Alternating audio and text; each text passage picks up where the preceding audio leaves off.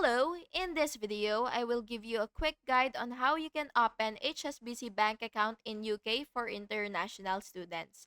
So first, you will have to check HSBC student account options online and confirm documents required, typically passport, student visa, or acceptance letter, and proof of UK address or a temporary address provided by your university. Next, you will start the application online or book an appointment at the local branch once you arrive in the UK. Some banks let you open accounts before arrival with university verification. After that, complete the application, upload or bring your documents, and verify your identity in person if needed.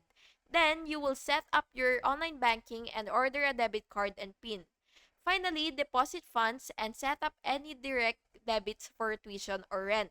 Quick tip: ask about student perks like fee waivers or overdraft offers when you apply. And that's basically it. If you found this video helpful, please make sure to like and subscribe for more videos like this. Thank you so much for watching and listening. Have a good day.